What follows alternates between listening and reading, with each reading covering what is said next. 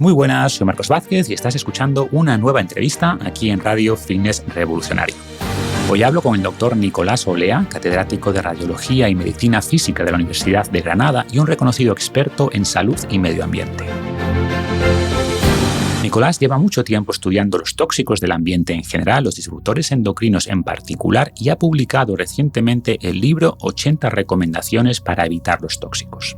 Reconozco que en este episodio hago un poco de abogado del diablo en algunos puntos, porque si bien me parece muy importante el trabajo de Nicolás y el esfuerzo que está haciendo por mejorar la regulación, creo que algunos mensajes fuera de contexto pueden generar una alerta innecesaria y no ayudan a la gente a tomar realmente mejores decisiones. Me refiero, por ejemplo, a generar miedo con las frutas o las verduras que no sean orgánicas, cuando los estudios son claros en que comer más verduras y frutas orgánicas o no es muy beneficioso, y esto no niega el riesgo de los pesticidas, pero es algo bien controlado y que se resuelve en gran medida lavando bien estos alimentos. Y en esta charla debatimos un poco sobre este tema y otros, y creo que al final nos ponemos de acuerdo en lo importante. Pero volviendo al episodio, empezamos definiendo el concepto de disruptores endocrinos y a través de qué mecanismos pueden afectar la salud. Hablamos también sobre los famosos microplásticos y nanoplásticos. Nicolás detalla los compuestos que le parecen más preocupantes y dónde están principalmente. Y en la segunda parte de la entrevista nos da algunos consejos prácticos para minimizar nuestra exposición a estos compuestos. Hablamos del agua, de los alimentos, de cosméticos y también de protectores solares, de materiales de cocina y mucho más. Me pareció un debate muy interesante, así que no te lo pierdas.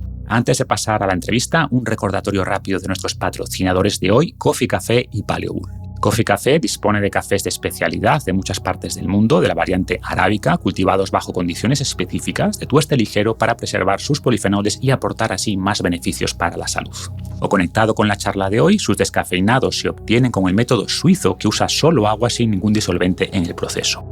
Y de nuevo, no estoy diciendo que otros descafeinados sean problemáticos por usar químicos, porque las cantidades que quedan en el café son muy pequeñas, son insignificantes prácticamente, pero como vemos hoy, todo suma y esta es una forma de minimizar todavía más la exposición. Coffee Café tiene también infusiones y chocolates artesanos que están muy buenos. Y Paleobull, por su parte, empezó con barritas de energía, pero tiene ya multitud de productos como suplementos deportivos, proteína de suero, creatina, distintos superfoods, y en relación con el tema de hoy, sacaron hace poco unos chicles de goma natural con xilitol y sin plásticos. Un estudio publicado el año pasado mostró que los chicles convencionales liberan nanoplásticos por la base de polímeros que usan, que está derivado del petróleo, como veremos en la charla de hoy. Y de nuevo, no estoy diciendo que comer chicles convencionales sea un problema si te comes un par al día, porque estos nanoplásticos están en todas partes, están incluso en el aire que respiramos, pero de nuevo, si podemos reducir un poco la exposición sin volvernos locos ni estresarnos más de la cuenta, pues ¿por qué no hacerlo? Y podéis echar un vistazo a todos sus productos respectivamente en coffeecafe.com, con K, es KOFICAFE, y paleobull.com. Y en ambos casos tendréis un descuento del 10% con el código FR10. Y ahora sí, damos la bienvenida al doctor Nicolás Olea. Bienvenido al podcast, Nicolás. ¿Cómo estás? Muy bien, aquí muy caliente, porque vengo de hablar del tema de la exposición a disruptores endocrinos y ya sabes si va uno animando. Me preguntaban a alguien cuál es la labor de las personas y cuál es la labor de la administración. Y dice, bueno, todos tenemos responsabilidad. Pues después hablaremos de eso, pero quería empezar hablando de tu trayectoria, ¿no? Porque como dices, llevas mucho tiempo divulgando sobre esto y mi primera pregunta sería ¿cómo llegaste a estudiar o a preocuparte por los efectos de los tóxicos ambientales y estos disruptores endocrinos? Pues mira, yo había estudiado siempre y mi tesis doctoral del siglo pasado, era de cáncer de tiroides, ¿de acuerdo? Y después esa la hice en la Universidad de Granada, siendo residente en el hospital, y después pasé a cáncer de mama. En Bélgica estuve unos años y me fui a Estados Unidos a estudiar cáncer de próstata, siempre hormonas y cáncer. Y estando en Estados Unidos en el año 87, imagínate tú, toda una serie de muestras biológicas que llevaba de mis pacientes para analizar eran altamente estrogénicas. Parecían todas muestras femeninas y eran todas muestras de cáncer de próstata y no era así. Entonces descubrimos una contaminación que había ocurrido con las muestras, con los botes de plástico donde estaban las muestras. Siempre habíamos pensado que el plástico era inerte y allí descubrimos que el plástico era hormonalmente activo. Y había un responsable que conocimos entonces que era el nonilfenol, que había contaminado las muestras. Y a partir de entonces empezamos a abrir una caja de Pandora que era de contaminantes ambientales con actividad hormonal. Sabíamos algo, Marcos, de los pesticidas, ¿no? Del DDT que producía efectos hormonales en las aves o en los caimanes, ¿vale?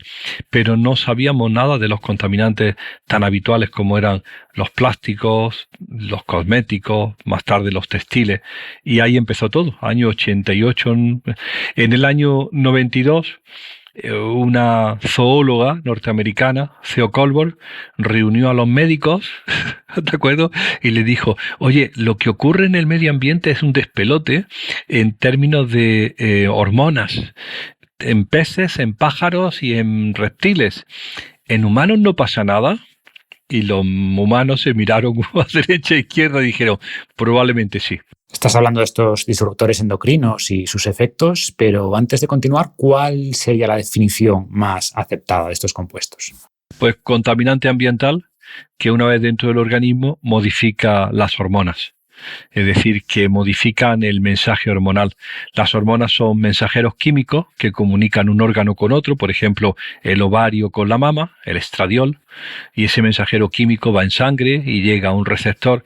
Pues el disruptor endocrino tiene la capacidad de alterar ese mensaje, unas veces aumentándolo, otras veces disminuyéndolo, algunas veces, y eso es muy importante, actuando cuando no era oportuno, ¿de acuerdo? En un momento donde no había necesidad de ese mensaje, pues aparece el mensaje hormonal y se produce, pues, imagínate, un adelanto de la pubertad. ¿Cómo es posible si no tiene función ovárica, si todavía está tranquila y silente, si no, y la niña empieza a desarrollar con 8 años? Pues la sospecha enorme es que ese disruptor endocrino está ocupando el lugar del estradiol, ¿no? ¿Y aquí meterías también los microplásticos y nanoplásticos de los que se habla tanto ahora o crees que nos afectan por vías distintas? Pues mira, es muy interesante y muy oportuna la pregunta, ¿no? Empezamos a ver que gran parte de los disruptores endocrinos eran componentes del plástico, ¿no? En algunos casos aditivos, por ejemplo, los phtalatos en el PVC. Este cable de PVC está flexibilizado por los phtalatos, ¿de acuerdo? Y son disruptores endocrinos. Otras veces porque el monómero del polímero, que es plástico, ya es disruptor endocrino. El caso tan conocido del bisfenol A y el policarbonato. Los biberones de policarbonato prohibidos en el año 2011 en toda Europa era porque el monómero que hace ese polímero es bisfenol A y es estrogénico. Entonces empezamos a ver que gran parte de la química del plástico contaba con sustancias que ya estaban calificadas como disruptores endocrinos. Llegan los años 2010 y empezamos a ver que hay exposición importantísima humana a microplásticos que ya se han incorporado al organismo. En el año 2020 se publica Microplásticos en la placenta. A continuación viene en el hígado, en el pulmón, en el testículo, en las placas de ateroma, en el cerebro, en el hueso, ¿de acuerdo? Y entonces uno, imagínate, Marcos, si son perversos, intentan pensar que el problemita es que es una parte inerte, un fragmento inerte del plástico, y que está produciendo inflamación intestinal o que se acumula en las placas de ateroma el PVC. Y le decimos nosotros, Marco, ¿inerte desde cuándo? Si llevamos 30 años diciéndote que su composición química es disruptor endocrino. Entonces, una de las cosas que estamos empeñados en advertir es que el plástico no solamente es tóxico porque están los fragmentos en nuestra economía, sino porque esos fragmentos no son piedrecitas de sílice, Marco, no son fragmentos de sílice, una piedrecita de la playa.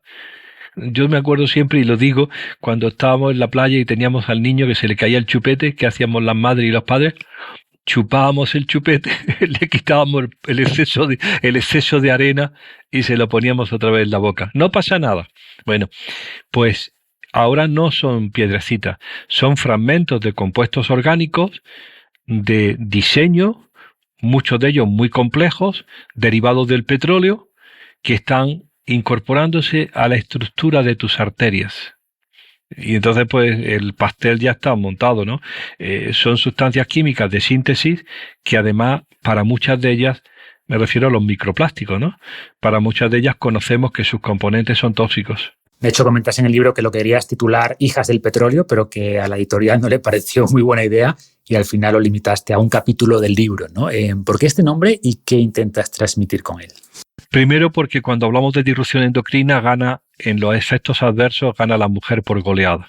Si pensamos en tiroides y hipotiroidismo, que tú lo conoces bien, pues al final son 14 mujeres por cada hombre. Tío, que la hormona tiroidea es común al hombre y a la mujer, que no estábamos hablando de estrógenos y testosterona, porque esa susceptibilidad en el sexo femenino, ¿no? Cuando hablamos de sensibilidad química múltiple, imagínate, abrumador el número de pacientes diagnosticadas mujeres frente a hombres diagnosticados, ¿no?, de la enfermedad. Cuando hablamos de susceptibilidad en ciclos menstruales, en menarquia, en pubertad temprana, gana de nuevo la niña y la mujer. Por alguna razón, por fisiología especial o por cuestiones sociológicas, la mujer resulta más expuesta y con mayor daño. Entonces, ese efecto de la disrupción endocrina sobre la mujer es llamativo.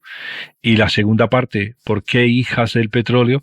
Pues porque casi todos los compuestos que hemos tratado en nuestra vida, todos, no casi todos, son derivados del petróleo. Esto forma parte de esa profusión de la química fina, ¿no?, derivada del petróleo. Es conocido, ¿no?, reconocido que tenemos muchos de estos compuestos en nuestros tejidos, pero una crítica habitual a tus planteamientos es que en la mayoría de los casos los niveles detectados de estos compuestos en el cuerpo son muy bajos o están por debajo de niveles que podrían considerarse peligrosos, ¿no? Que no sé si estás de acuerdo con estos niveles, pero aunque fuera cierto, tú hablas del efecto cóctel, que se refiere a que la combinación de concentraciones bajas de muchos compuestos sí podría ser problemática, o al menos no sabemos si lo es porque no se estudia esta combinación, ¿no? Absolutamente.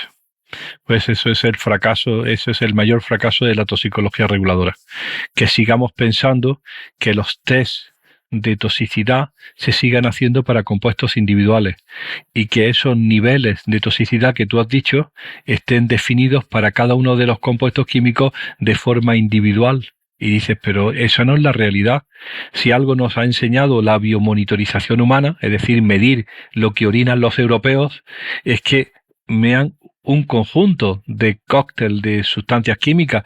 Entonces, la toxicidad tendría que estar advertida para el conjunto de todos ellos, no para uno de nivel individual. Cuando hablas de que en España la campeona del empleo de pesticidas con 75 millones de toneladas y 600 compuestos activos en el mercado, dices, pero hombre, cuando me vaya a hablar de cuánto es malo la cantidad de clorpirifos en un tomate, me tendrás que advertir de los otros 7 compañeros que vienen con él, ¿de acuerdo? Porque entonces no me pongas un nivel de seguridad para uno de ellos sin tener en cuenta que hay otros 15 más. ¿De acuerdo? Entonces, eso es uno de los mayores retos que tiene ahora mismo la toxicología reguladora, resolver cómo abordar el efecto combinado. Mientras que eso no se resuelva, Marcos, los números que hay son falsos. Producen un enorme consuelo, ¿de acuerdo?, al organismo regulador. Pero dices, tío, en cualquier mente de cualquier persona no metida en esto, advertiría que esto es un fracaso, ¿no? ¿Y cuáles son las fuentes principales de estos compuestos en nuestro día a día o que más te preocupen? La vía digestiva probablemente, ¿no? Porque muchos de ellos entran a través de la vía digestiva, ya sea porque se han utilizado en la producción de alimentos, caso de los pesticidas, del clorpirifos, del endosulfán, muchos de ellos ya prohibidos porque eran disruptores, no porque eran tóxicos, entre otras cosas disruptores endocrinos.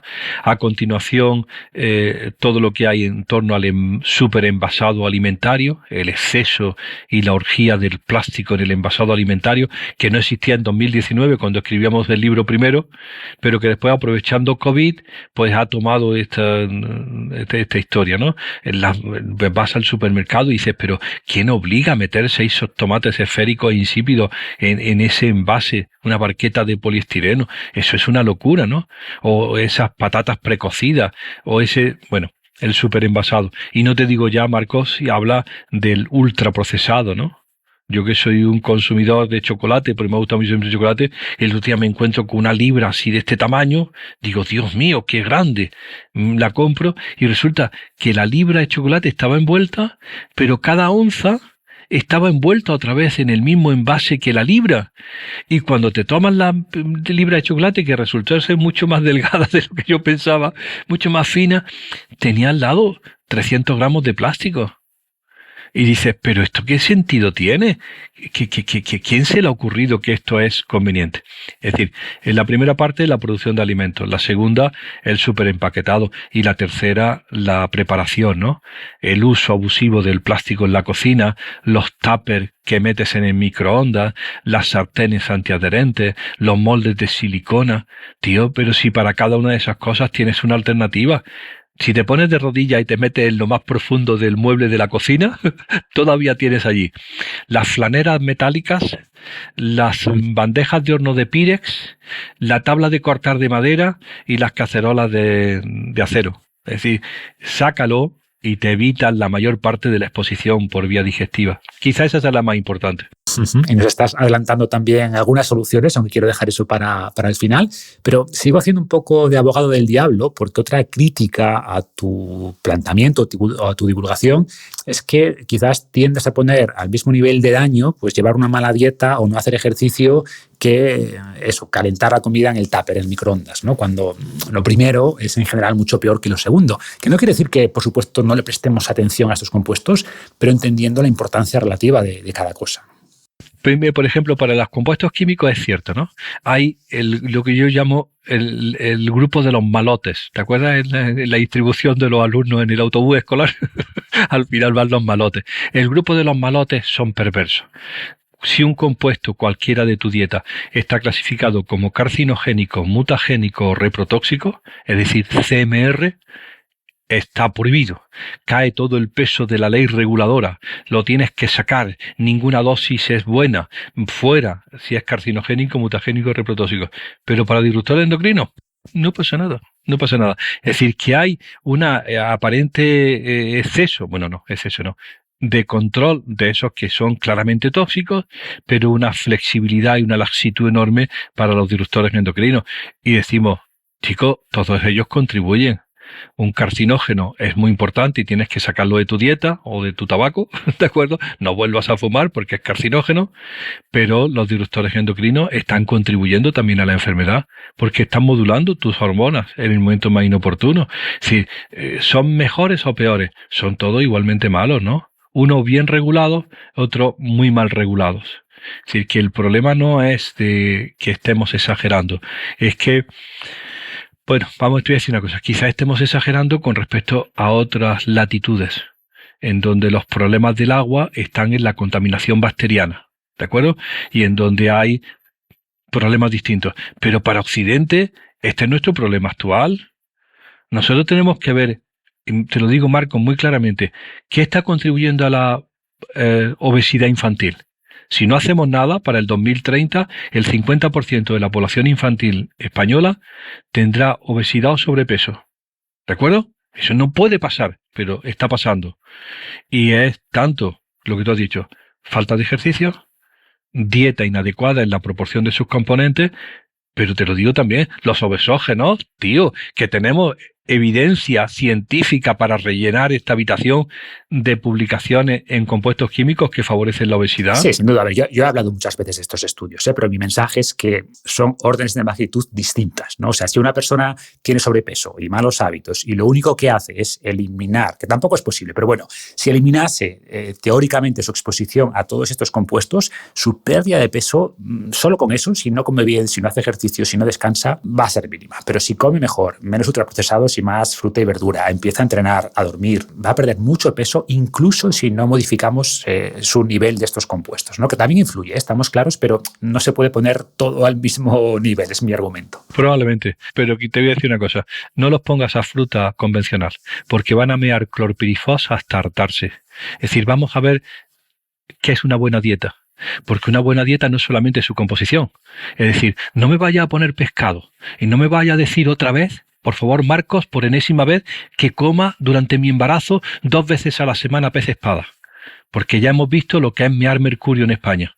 ¿De acuerdo? Es decir, habrá que decirle a tus chicos y a tus nutricionistas, ojo, cuál es el origen de la comida, porque nos han sacado los colores de toda manera cuando empezábamos a los ginecólogos y obstetras de Levante a recomendar el pez espada, el emperador, 2 veces en semana, qué rico para tu cerebro, y cuando publicamos que eran las mujeres de Europa que más metilmercurio tenían en orina, pues le decía, quizás debía haber recomendado sardinas, calamares y boquerones en lugar de grandes peces del Índico, pescados hace 6 meses y que vienen en forma de mercurio a tu mesa.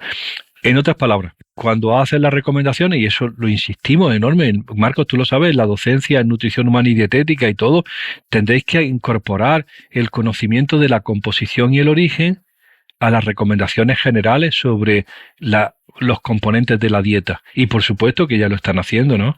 La gente ya habla de pescados de cercanía, de temporada, de menor tamaño, y hablan de fruta y verdura ecológica, de producción ecológica, porque te aseguras una menor exposición. Sí, o sea, coincido en que eso hay que tenerlo en cuenta, y hay pescados con mucho menos mercurio, ¿no? Como sardinas, como salmón, que debemos priorizar, 100% de acuerdo, pero si hablamos de frutas y verduras, la evidencia es clara en que comer más de estos alimentos, aunque no sean ecológicos, se asocia con mejor salud, con más pérdida de peso, con mejor microbiota. Que si te puedes permitir que sea orgánico o ecológico mejor, pues sí, sin duda, pero me preocupa que alguien se quede con el mensaje de que si no puedo permitirme fruta y verdura ecológica, mejor no como la normal porque voy a mear plástico o me va a hacer daño, cuando, o sea, no es verdad. Incluso si hablamos de la convencional, es de las mejores cosas que tenemos en el supermercado, ¿no? Entendido.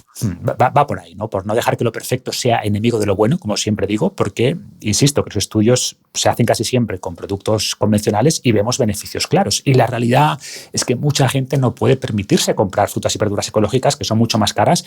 Marcos, esa información...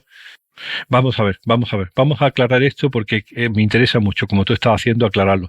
Vamos a ver, los precios de la comida pueden ser más caros si es convencional, más ecológica frente a convencional, pero tienes que ponerle a la comida el precio de la enfermedad.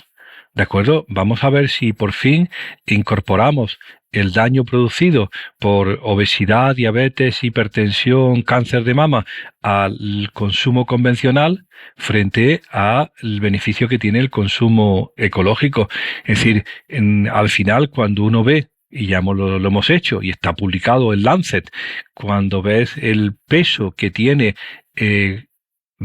evitar los disruptores endocrinos en el gasto sanitario, pues dices que son ahorros de miles de millones, que no son tuyos, porque al final es el Estado quien se lo ahorra, porque previene obesidad y previene enfermedades, pero que yo creo que deberíamos de empezar a incorporar, y sobre todo a los que están en nutrición humana y en dieta, el conocimiento del origen de los alimentos y la calidad de los alimentos. Nos han dicho siempre que todo estaba bajo control, Marcos, y hemos empezado esta conversación diciendo que no está bajo control. Cuando un tomate convencional tiene 7 pesticidas, te puedo decir claramente que no está en control. El último informe de la Agencia Europea de Salud de Alimentos, de Calidad Alimentaria, la EFSA, que toma los datos de España, certifica que en el año 2023 el 40% de los alimentos vegetales que toman los españoles tienen 1 o más residuos. ¿De acuerdo? No deben de estar ahí, Tío, haz algo para que mi exposición sea menor. Nosotros tenemos publicado, y tú lo conoces, Marco, los niveles de pesticidas en la orina de los niños españoles de 8 a 14 años de Asturias, Guipúzcoa, Sabadell, Ribera del Ebro, Menorca, Valencia y Granada. ¿De acuerdo? En el estudio ISMA. Y mostramos el panorama de la exposición inadvertida. Que el 83% de los niños de Valencia meen todos los días clorpirifos, que es un claro disruptor endocrino que afecta a su peso corporal y a su inteligencia, no es de recibo. Alguien tendrá que decir que las naranjas con clorpirifos no son bienvenidas. Tanto es así, Marcos, que se prohibió en el año 2021. ¿De acuerdo? Después de 30 años en el mercado. Y los agricultores lloraban amargamente porque ¿quién iba a matar la araña blanca? Que yo nunca la he visto. Decía, pero no se trata de matar a la araña blanca, se trata de que no puedes seguir meando clorpirifos. porque estás tú tan confiado con tu zumo de naranja y el zumo de naranja tiene clorpirifos. En otras palabras, este conocimiento, Marco, hay que incorporarlo a los profesionales y decirle mucho cuidado con el origen de tu comida, ¿no? Sí, o sea, estoy de acuerdo, pero sigo insistiendo en que me preocupa que la gente se quede con el mensaje de no voy a comer tomates o naranjas porque hay residuos de pesticidas, ¿no? Porque los estudios son claros en que la gente que come más tomates y naranjas y verduras en general tiene mejor salud, o puedes lavar ese tomate y pelar esa naranja para reducir más la exposición. Te entiendo. Y revisando estudios, tampoco hay evidencia clara de que lo ecológico sea siempre mejor para la salud, porque hay muchos factores a considerar. Por ejemplo, que... No te voy a decir, Marco, déjame que te interrumpa. Te voy a decir, no sabemos si es mejor para tu salud, pero meas menos pesticidas. ¿Te gusta eso? O sea, creo que el mensaje de reducir la exposición es bueno. De acuerdo. Disminuye tu exposición. Es decir, vamos a ver, disminuye tu exposición. Yo no te voy a prometer la vida eterna. Tú vas a tener también cáncer de mama, te lo aseguro. Estás en el grupo de riesgo, pero vas a tener menos pesticidas en tu orina. Es decir, yo apoyo contigo y doy todo lo que sea porque es necesario cambiar la dieta. Y es necesario hacer ese shift o ese cambio de una dieta basada en cerdo industrial, ¿de acuerdo?, de granja contaminante, a un consumo mucho más equilibrado basado en proteína de origen animal de origen vegetal y verdura y fruta, porque va a tener, Marco, lo firmo contigo, un enorme beneficio confirmado, como tú dices, confirmado en salud. Ahora, si además, lo pongo como tú dices, si además puedes añadir la guinda... Ese es mi punto, ¿no? Que esto es la guinda en el pastel, no es el pastel. Perfecto. El pastel es comer más fruta, verdura y ya para nota, pues tener en cuenta el origen, pero no confundamos el pastel con la guinda, es un poco mi mensaje. Marcos, te voy a dar un detalle. Con el grupo Alimenta estamos ahí escribiendo para ver cómo favorecer la dieta y cómo hacer un cambio, sobre todo para el pescado, que el pescado sea de cercanía, de temporada, de especies más pequeñas, de artes artesanales, perfecto.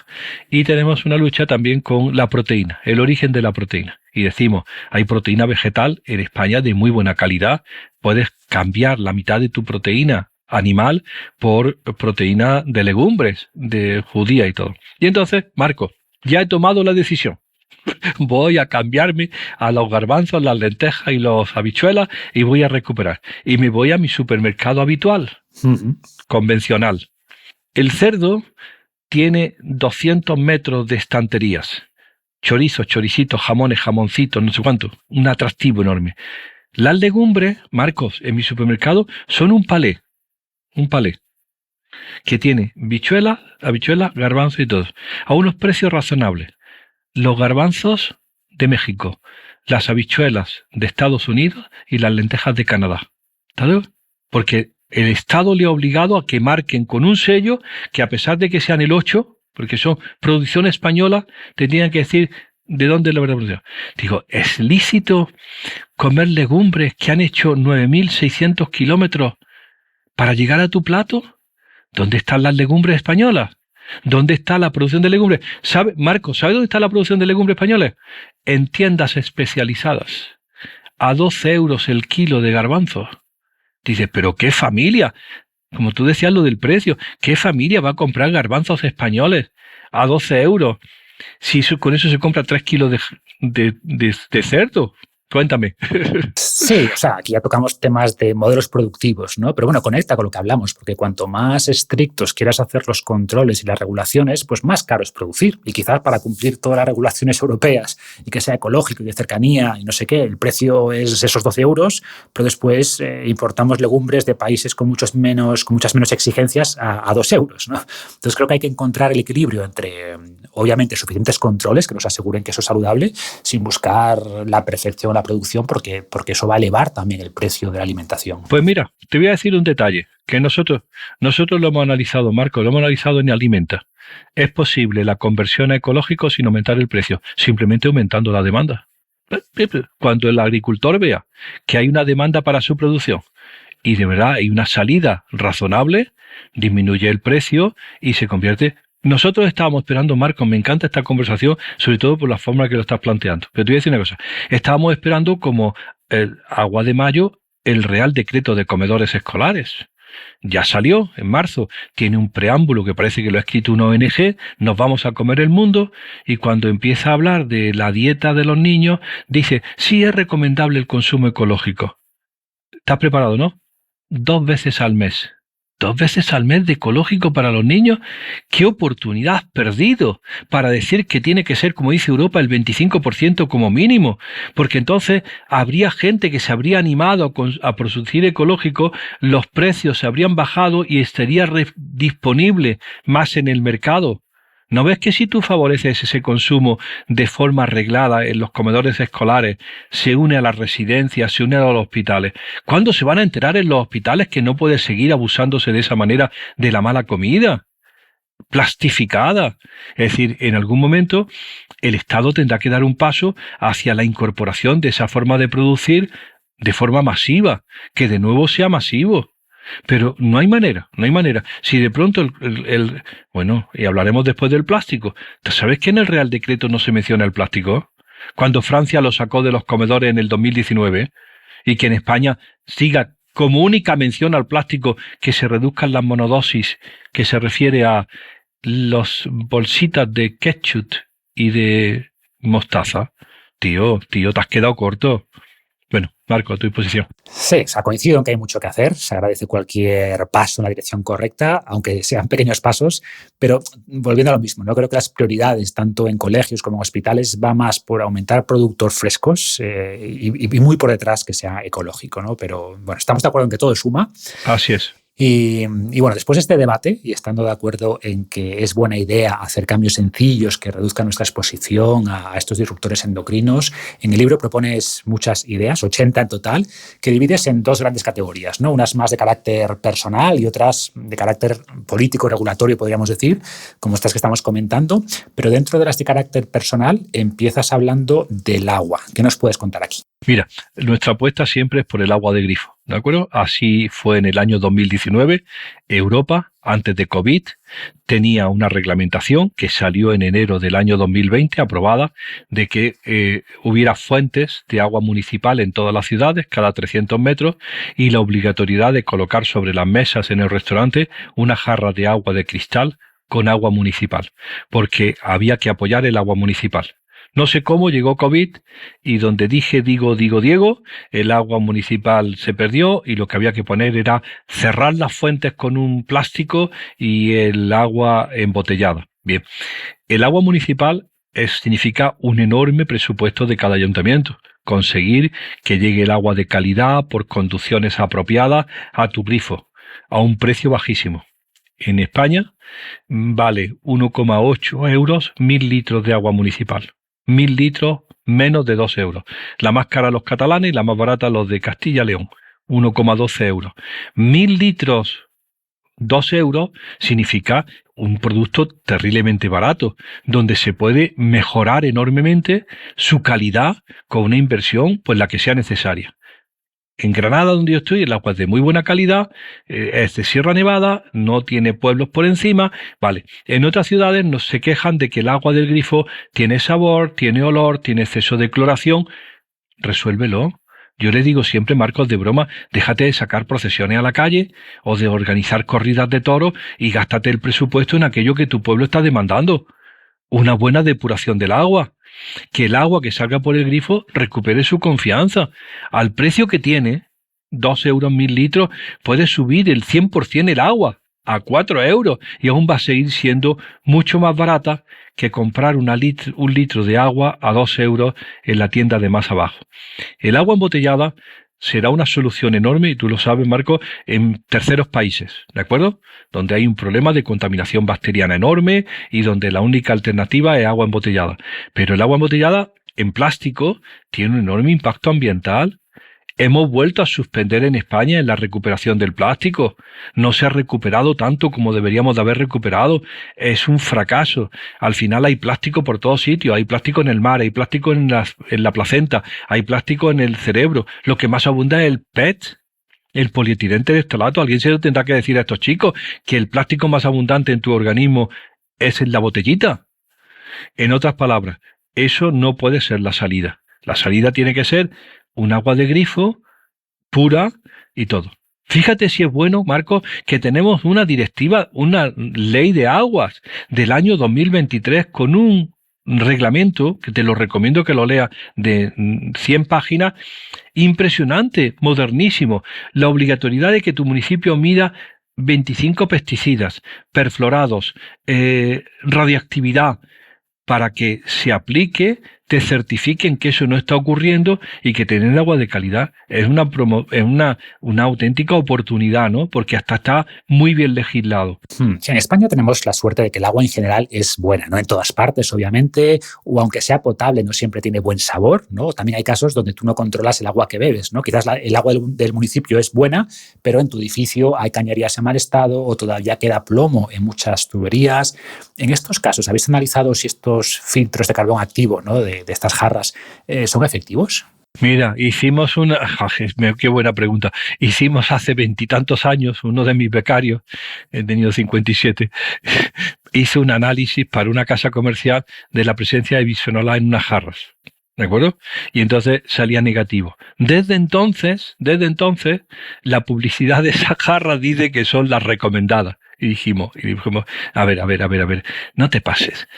No había bisfenol A, pero ahora con el conocimiento de los microplásticos, por el amor del cielo, no siga utilizando una información que es antigua en un momento en donde no sabíamos la mitad de la historia. Nosotros recomendamos, ¿necesitas un filtro? Filtra, pero pasa inmediatamente a cristal o a metal, o incluso hay estructuras de plástico, de metal o de mucho más inerte. En otras palabras, incorpora el conocimiento nuevo a lo que estamos diciendo.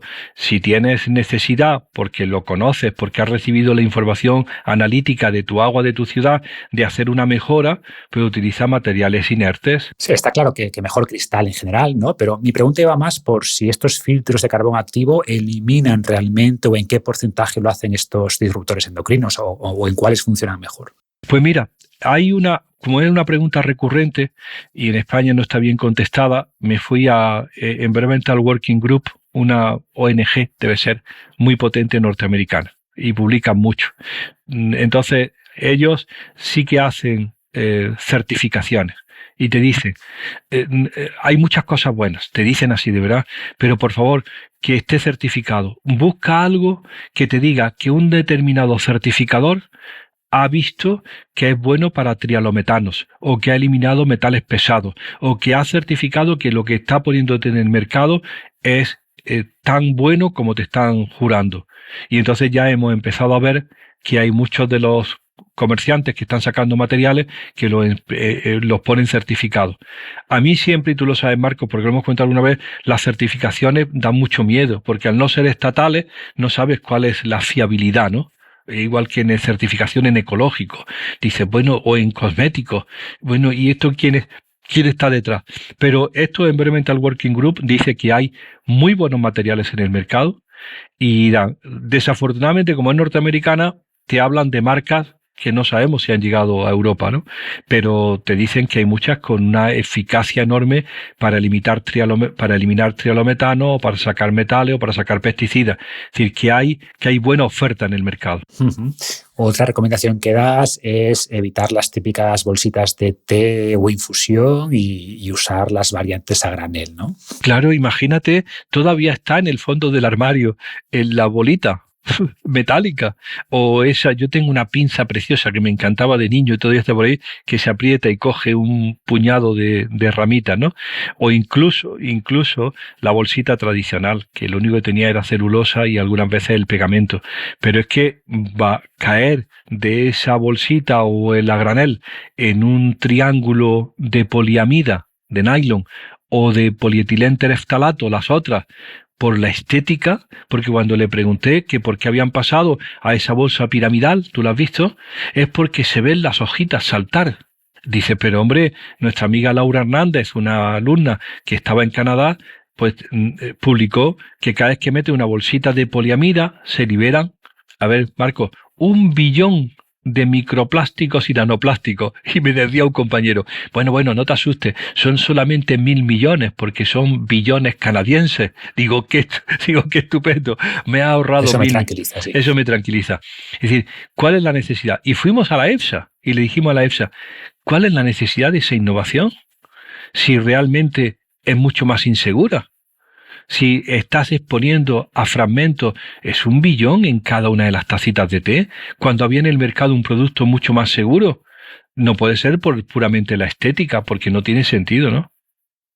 Entonces, como tú has dicho muy bien, recupera la granel y recupera el hervidor, como se llame, el huevo de metal, ¿no?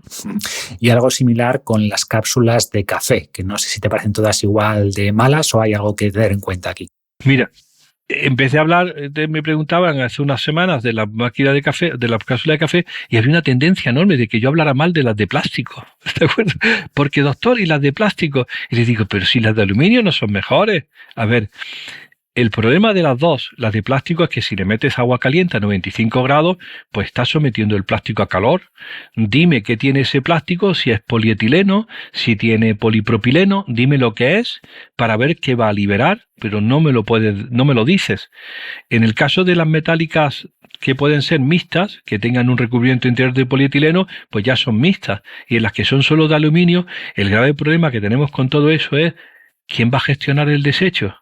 Porque nos dicen que son, no lo sé, pero algo así como 570 millones de cápsulas anuales. Y dice, ¿quién ha gestionado durante estos 20 años, desde que Clooney sacó las de metal, esa basura? Marcos, nadie.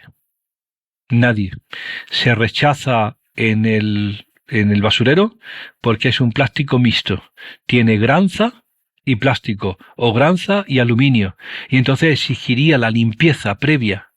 Como cualquier proceso de separación de dos elementos es costoso, nadie la ha reciclado. Y ahora te quieres creer, Marcos, que la gran respuesta es que en el supermercado gourmet hayan puesto una cajita de 1 metro de alto para que diga, deposite aquí sus cápsulas. Dice, a esta altura, en el año 2025, ¿te acuerdas de la recuperación de esto? ¿Tú sabes el impacto ambiental que ha tenido? Porque una de las cosas que tú entiendes muy bien, nosotros hemos hablado alguna vez, es que no solamente es el impacto en salud, es que el impacto en salud está también vinculado al impacto ambiental. Si las cápsulas de aluminio y de plástico van a ocurrir lo que hacen en Granada, que no hay incineradora, que es recibirlas, triturarlas y enterrarlas, lo que estás enterrando es un problema. Porque antes o después esos terrenos van a estar altamente contaminados por fragmentos de microplástico y de aluminio. No puede ser que me digas que puedes poner una innovación en el mercado que no tiene un estudio de sus consecuencias, ¿no? Mencionaste antes los cosméticos, que en principio nos dicen que todos los compuestos que llevan son seguros en las dosis en las que están estos productos, pero ¿cuál es tu opinión? ¿Hay algún compuesto, ftalato, lo que sea, que te preocupe especialmente o cómo ves esta industria en general? Pues mira, el primer fallo de todo en cosméticos, tú ya lo has dicho antes, es que no se ha estudiado el efecto combinado, ¿no? Si una mujer española, dice la administración, utiliza 14 cosméticos y productos de cuidado personal al día, y dice, no son muchos, no son muchos. Si empiezas por el gel y el champú y la pasta de dientes, los estándar y el desodorante, ya lleva 5, ¿no? Cuando empiezas a meter cosas más delicadas, a lo mejor en la cosmética de los jóvenes, no tiene por qué ser la mujer, también de la gente joven que pasa a más cosméticos, ¿no? Entonces, eso significa 14 compuestos a una media de 38 componentes por cada cosmético, pues te has dosificado 474 compuestos químicos por la mañana. Y yo digo siempre de broma, Marco, se te puede olvidar las pastillas de la tensión, pero el desodorante no se te olvida nunca, porque te lo adviertes, ¿no? Entonces, nos gustaría saber cuál es el resultado de esa dosificación mayoritaria y el efecto combinado de todos ellos. Vale, no lo sabemos. Segundo, hay algunos componentes que los tenemos en entredicho, ¿no? De hace años. De hecho, la administración se los carga cada 6 meses. Afortunadamente tenemos en Europa la ECA, la Agencia Europea de Compuestos Químicos y Mezclas, la ECHA en castellano, que está en Helsinki y tiene los listados. Y apoyándose en REACH, en el nuevo sistema de registro de compuestos químicos, va colocando en las prohibiciones unos cuantos cosméticos y productos cada 6 meses o cada 3 meses. El 1 de septiembre prohibió el triclosan en colutorios y pastas de dientes infantiles para menores de 8 años. Y después ha reducido enormemente su presencia en adultos. El triclosan es un disruptor endocrino tiroideo. Lleva años en el mercado y lleva años nosotros llevamos años advirtiendo de que tú no lo compres. Pero ¿por qué vamos a obligar a la gente a tener que aprender ese nombre? Ponerse las gafas de lupa o coger la aplicación Ingret o Fluke, como se llame, ¿no? Y ver si tiene triclosan. Afortunadamente, el 1 de septiembre cayó el triclosan. Y te voy a decir, Marcos, para marzo del año que viene caen 3 filtros ultravioleta. Un salicilato, un canfeno y la benzofenona 3. Tío, ya era hora, porque son conocidos disruptores endocrinos desde hace años. Recuerdo hace 2 o 3 años se publicó un estudio donde se veía que algunos de estos compuestos, de los protectores solares químicos, ¿no?, en contraposición a los físicos, se absorbían por la piel y pasaban después a la sangre. Creo que era oxibenzona y algún compuesto más. Y de hecho la FDA solicitó que las empresas estudien la seguridad de estos niveles observados con el uso intensivo de protectores, ¿no? Porque, de nuevo, no estamos diciendo que estos niveles sean peligrosos, puede que no lo sean, pero tampoco podemos afirmar que sean seguros. Sencillamente no se ha estudiado. Así es. En el año 2002 publicó Nileska Quebec la aplicación de los filtros ultravioleta en 30 voluntarios, estudiantes de medicina, y entonces demostró eso. Primero, que aplicando en un rectángulo en la espalda la dosis que un ciudadano se aplica cuando va a la playa en España, el cosmético, buenas noticias, se elimina por orina. Malas noticias, se absorbe. Es decir, y durante ese tiempo o periodo corto, afortunadamente no es persistente, de presencia en orina, como dice el paper original o la publicación original, modifica las hormonas sexuales, FSH y LH. Sí, yo me refiero en realidad a estudios más recientes, publicados en el JAMA hace pocos años, ¿no? Y ahí la FDA, el agente regulador americano, pues ponía la responsabilidad en los fabricantes. Decía, oye, señores, investiguen si estos niveles que vemos en sangre al usar sus productos son peligrosos, ¿no? Porque, como decías, las buenas noticias es que se eliminan por la orina, pero no sabemos, o al menos eso decía la FDA, con estos compuestos qué impacto pueden tener hasta que son eliminados, ¿no? Y que yo sepa no se han publicado esos estudios de seguridad. Así que, bueno, tenemos, como dices, esos estudios más antiguos y los nuevos que se suman a esta evidencia, ¿no? A ver, te voy a poner aquí como dicen los niños. Tenemos 9 papers en cosméticos, en sangre y endometriosis. ¿De acuerdo? Tenemos un estudio, MDEA, con una cohorte de mujeres con endometriosis y donde hemos estudiado la exposición a cosméticos. Primero la exposición, la presencia en orina, la presencia después en sangre, después la presencia en tejido endometrial biopsiado, así progresando. Y en todos ellos intentando hacer una asociación epidemiológica con el riesgo de endometriosis. En todos se encuentra la asociación. Dice, ¿no quieren más? Con el problema tan enorme de la endometriosis y la infertilidad y que los ginecólogos sigan diciendo que es que son cada vez más listos y diagnostican más, y nosotros diciéndole es que cada vez hay mayor exposición a esos compuestos. Es decir, entre los datos que tú me dices de exposición y los que yo te digo de asociación epidemiológica con endometriosis, hay más que suficiente como para evitar la exposición o dar recomendaciones de prevención. La clave de la regulación, Marcos, es el principio de precaución. El principio de precaución dice que cuando la evidencia es suficiente, aunque no sea completa, hay que empezar a dar recomendaciones y fundamentalmente con una palabra, anticiparse al daño. Tío, no me puedes decir cuando ya me has condenado a endometriosis y yo te digo que estás meando cosméticos que ahora me lo vengas a decir. Me habría venido bien que hubieras dado una recomendación más sencilla antes, ¿de acuerdo? Y como dices tú, cuando la FDA le achaca a que es el productor el que tiene que analizarlo, tiene que decir lo siguiente. En Europa, Marcos, no en Estados Unidos, en Europa, hasta que no estés seguro no lo pongas en el mercado. La regulación tiene que hacerse tanto en función de lo que sé como de lo que me queda por saber. Bueno, eso se llama el principio de cautela. Pero rara vez se aprovecha, ¿no? De hecho, mi última pregunta va por aquí, ¿no? Porque hemos hablado de acciones individuales para reducir la exposición, pero es fundamental también que haya una regulación adecuada, ¿no? Al final, estos compuestos están en todas partes y de cara a reducir su impacto, pues, o reducir el riesgo, pues, ¿qué cambios regulatorios priorizarías y que sean prácticos y realistas? Muy interesante, porque el libro está orientado a medidas personales, y entonces que te hacen ser un individuo raro, porque estás diciendo todo el día no, o voy a cambiar, o dónde busco esto. Parecen incluso algunas veces, a mí me ha preocupado mucho eso, y déjame que te lo diga, el dar esta información a la mujer embarazada, joven, ¿no? Porque en algunos casos es abrumador la información y nunca ha sido, Marco, aquí no es que no oye nadie, nunca ha sido tan agobiante estar embarazada, ¿no? Porque parece como si hubiera 1000 peligros que el has leído y no sabes cómo hacerlo. Exacto, y el estrés excesivo por tanta preocupación puede ser peor que muchos de estos compuestos. Absolutamente, ahí tú me lo has dicho, y desde el principio estamos diciendo eso, que hay que dar un mensaje más positivo y de cambios en actitudes, como tú has dicho con lo de la alimentación, que sabes que tienen un beneficio, y después ya para nota es buscar esto. Vale, y así lo acepto contigo, porque si no creamos una situación de estrés muy mala. En el caso de la administración, pues apoyar fundamentalmente a estos organismos. Por ejemplo, en Europa tenemos la ECHA, que está actuando muy valientemente, y lo que hace fundamentalmente es coger todo lo que REACH, ¿te acuerdas del famoso REACH? El registro y evaluación de compuestos químicos y mezclas de la Unión Europea, y lo está verbalizando en regulaciones supranacionales, sacando del mercado cosas. E incluso se han atrevido, Marcos, primero en el mundo, a decir que van a regular los disruptores endocrinos. Tío, y todo el mundo se ha puesto diciendo, tío, después de 30 años de investigación al campo, como no son CMR, como no son el cajón de los malotes, pues no estaban regulados.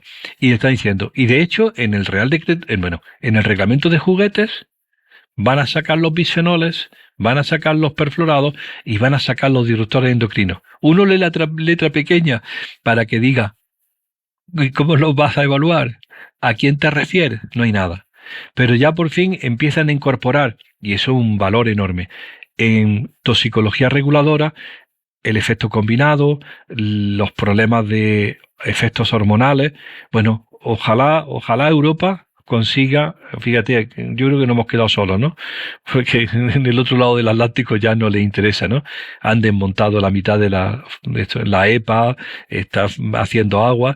Imagínate, Marcos, cómo será la cosa, que la revista donde nosotros siempre hemos intentado publicar, porque era la voz cantante de todo este problema, Environmental Health Perspective, ha cerrado. Ha dejado de recibir financiación y ya no está en el mercado, está suspendida por el momento. Entonces, confiamos mucho en que sea Europa la que lidere y la que sea capaz de darnos un poco la tranquilidad de que la administración está apoyando y está regulando, ¿no? Perfecto, Nicolás, pues lo dejamos aquí. Muchas gracias de verdad por tu tiempo, por darnos tu visión sobre este tema y por contribuir con tu investigación y divulgación a que podamos vivir en un mundo menos tóxico en general. Te voy a dar las gracias a ti expresamente, sobre todo por haber sacado temas muy conflictivos, ¿no? O sea, no diría conflictivo, ¿no? Pero sí de poner en contexto y sobre todo por lo que decía antes, de no dejar que pequeños rastros de un pesticida, por ejemplo, en el tomate o la naranja, nos asusten o nos haga pensar que es mejor no comer estos alimentos o que esta información nos haga vivir agobiados por cada cosa que tocamos, porque creo que el daño de esa preocupación es también un factor de riesgo.